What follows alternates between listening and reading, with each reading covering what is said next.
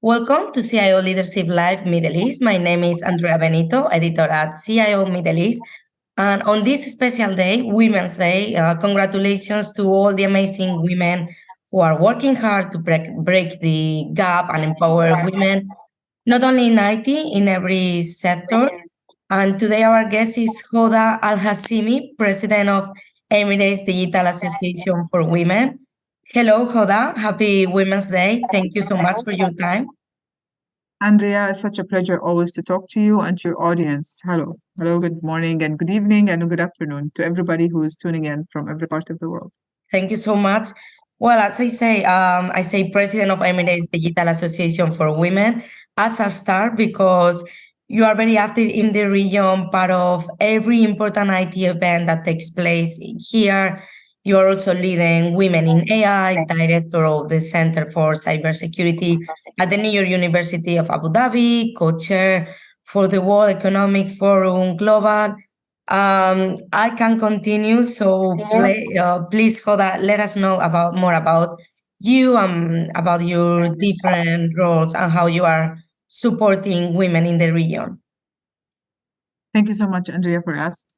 Thank you for the introduction. Yes, I am actually an assistant professor in NYU Abu Dhabi. I'm co-leading the Center for Cybersecurity, and as well, I'm the co-founder and the director of EmirateSec, which is a research group specialized in emerging technology and advanced research for cybersecurity and research as well.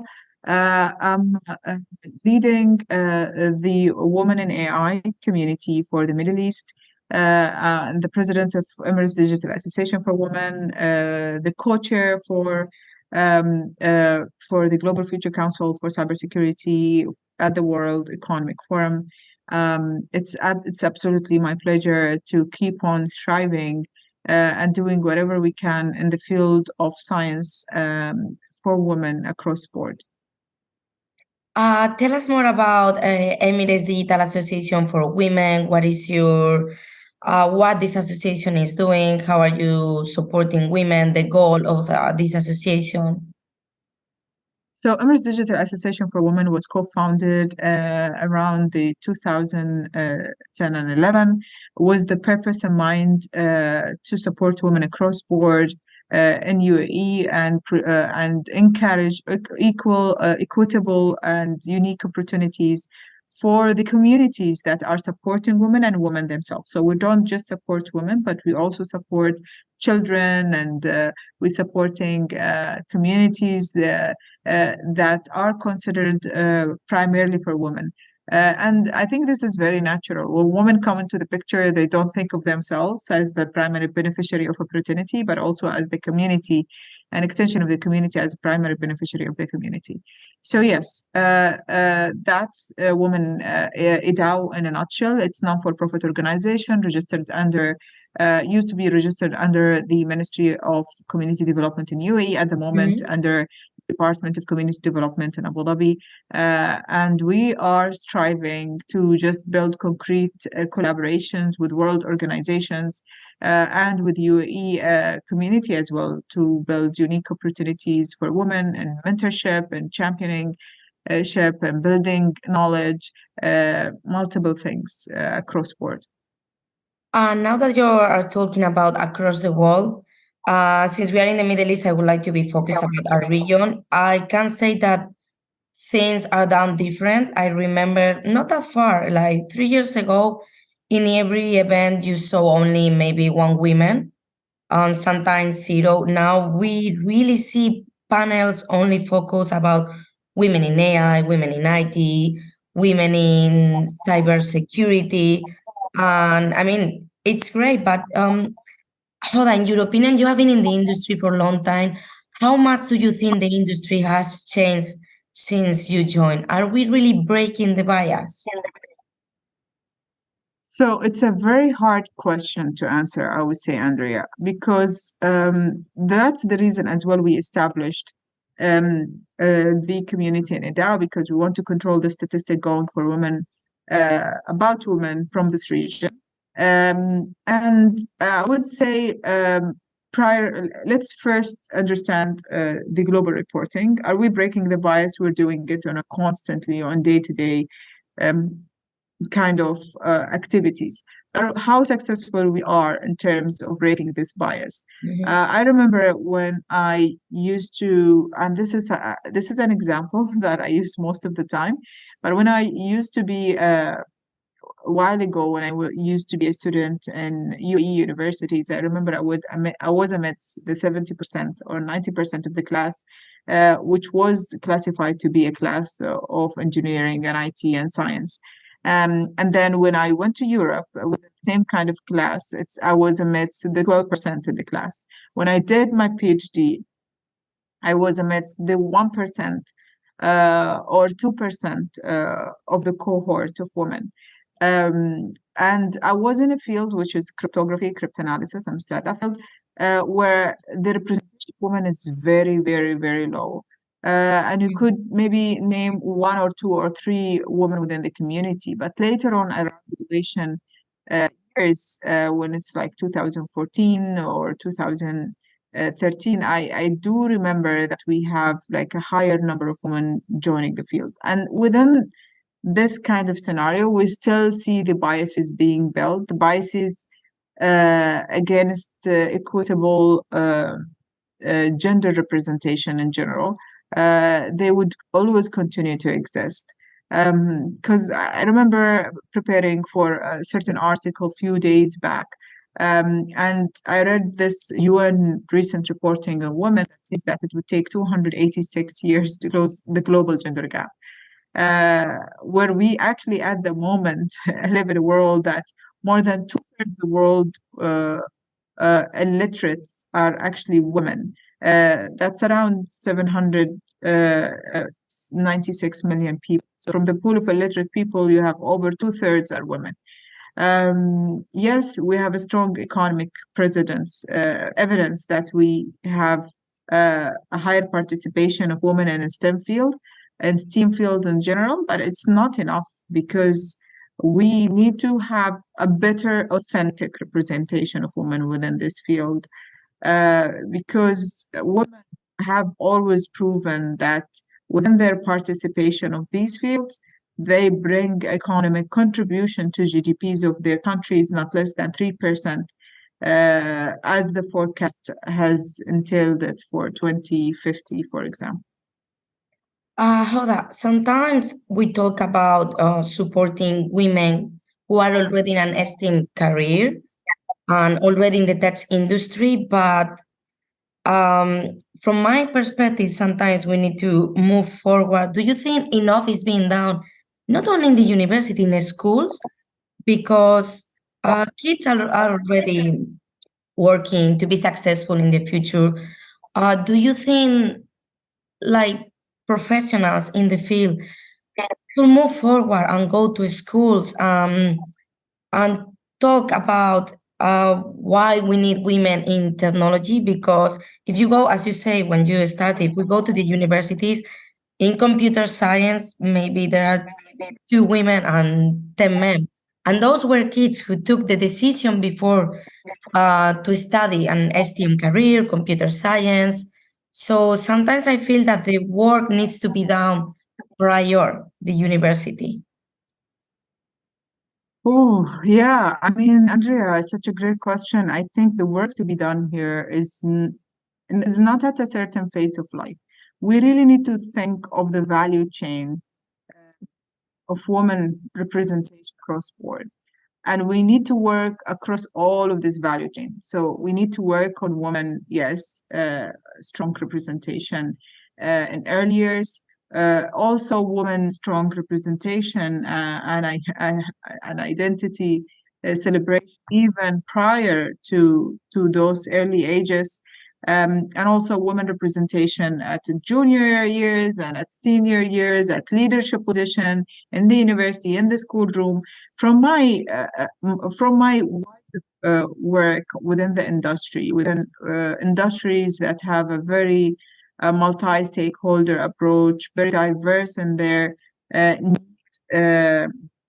for different sector, for example, not just the industry of cybersecurity, but the industry of emerging technologies and advanced sciences and research, disruptive investments, for example. So I noticed that we reached an accountable and quantifiable commitment to increasing the value chain development and contribution for increasing women participation across board, especially in leadership position today. Because if we don't change the number of women sitting on the board, then we as well would impact the number of women participation in the lower chains or a chain effect within all industries, within that industry and within all industries. So I think we really need to put our effort into making sure that all of the DI efforts that are existing at the moment, they don't go, they're not being built poetically, I would say, but being built around an accountable processes and accountable efforts across board. So. Hoda, how are you supporting within your different roles young women to join the tech industry? How are you making certain roles to feel more attractive for women that are already in the tech industry?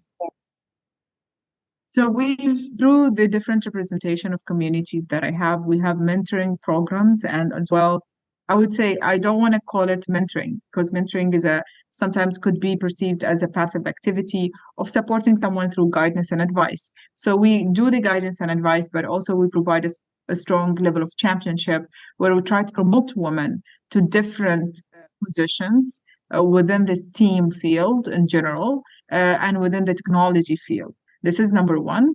So we're trying to remove the barriers that exist. What would be the barriers where they're existing, and accessibility to maybe sometimes they don't know about this opportunity that it exists, so we let them know about it. Sometimes the opportunity does not exist for them within a specific field, so we try to talk to stakeholders in order to provide for example, certain seats for women to access, for example, knowledge development program. Recently, we did a collaboration with Mohammed bin Zayed UAI University, where we have spots on the universities in their executive programming for women. And we have nominated specific women on that executive program for leaders.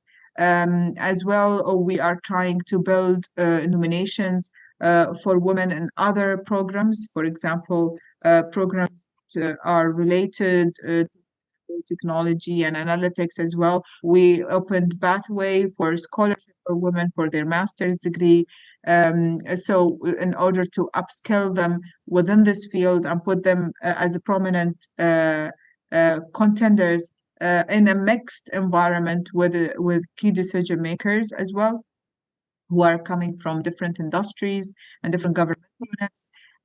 So building these mixed programs where we inject a number of women, make sure that there is a level of balance is very important for us. Accessibility to seminars and to platforms and dissemination work where we do our best to advocate for having higher seats for women to access this program, even if they can't, for example, sometimes afford the accessibility. So we try to remove these barriers. Within the research groups that I have, for example, I build a constant focus program for women to be well represented in the field of cryptology or in the field of computer, the field of Web3 and the field as well of cybersecurity and all these niche fields that exist in AI as well. So we can have abundance of numbers of women who can build the technology or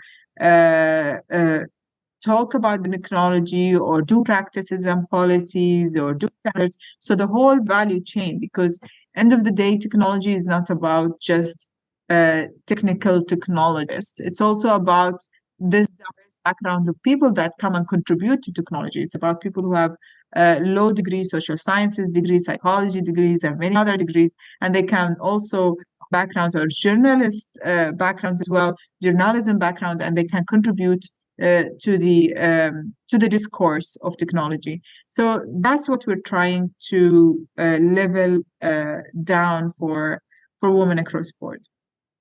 Oh, I must say there is one thing about that I like specific about Women in AI Association.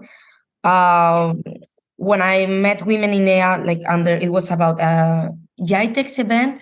There is one thing that I like. The Women in AI Association also brings students. Students are part of this association, and I have the chance to meet young women who were studying, for example, at NYU, who wanted really to be there, who wanted to learn from all of you, and I think that's amazing. I feel that this organization is really working to close the gap from the ground, from the young generations. And congratulations for all the amazing work you are doing at Women in AI. But Hoda, how do you see the leadership role of women in AI in the region? Well, I see the position of women leadership promising and improving, especially in the region, because we are heavily regulated for gender balance kind of activity. In UAE, especially, we're one of the few countries that has equal pay between the both genders for male and female, especially in the governance. We have also quotas that are meant to, to better represent women in different federal level associations and the national federal council and in the as well the government units. Recently, even within the finance sector, the number of women on the boards has been there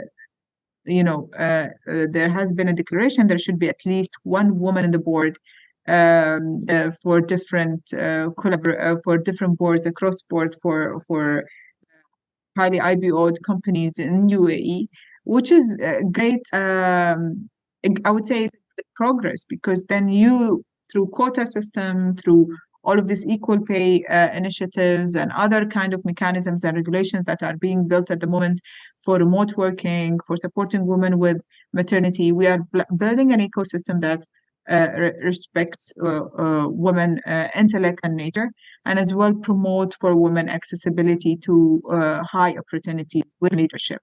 So the status quo is definitely improving. Of course, we would like sometimes things to be improved in a faster mechanism than what exists at the moment. And with equitable access to opportunity comes also a challenge of competition, making sure that people are competing with building their skills and upskilling themselves to the highest level. So we're doing our best across board to make sure that this is actually happening. Yeah. Hoda, we were discussing how Women in AI is helping. How are you helping as a women in the tech industry? But Women's Day is not about women, it's about gender equality. We need men who support gender equality. So, what role can male team members play to best support their female peers in the business and tech world? I think we all stand here today for the amount of efforts that has been extended to women from our, from our male peers who support and believe in this mission. I think I would expect from the male, colleagues that exist within different fields is for them to remove the barriers that exist for to be present at the table, and also to promote women to be at that level based on, I would say, their potentials and based on the capacity that they can bring to the room. So these two expectations are very important. Also, making sure that we have accountable commitment cross-board from our male colleagues. 2023 is not about mentorship, it's more about championing women. And championing women across board means we need to do the diligence and active participation in the agenda for improving the number of women in different fields, presence of women in different fields. Yes. Hoda, is there any message you want to say to the community, to the young women that maybe are connected with us today, to the all the male who are in board or any company who really wants to break the gap, or to women in EA that are today, or women in IT that are today at CIO Leadership Live with us? Is there any message you want to say? The only message I would say is always be there and be authentically there in the room and remove the barriers that exist between you and the next person around you. And diversity is not just about gender. Diversity is an inclusive process of making sure everybody's voice is having an equitable chance of representation. So that's it in a nutshell. Thank you so much, Shukran. It's been an honor to have you today. Thank you for all the amazing work you are doing. You are always part of the community, helping everyone. I know since your role in the university, and because I met students, they told me how much you are supporting. Every woman in the region knows you and appreciate the work you are doing. I appreciate it. Thank you, Hoda. Happy Women's Day. Thank you so much. Thank you, Andrea, and for many more of good, I would say, representations of women across board. We will. Thank you. Thank you so much. Thank you.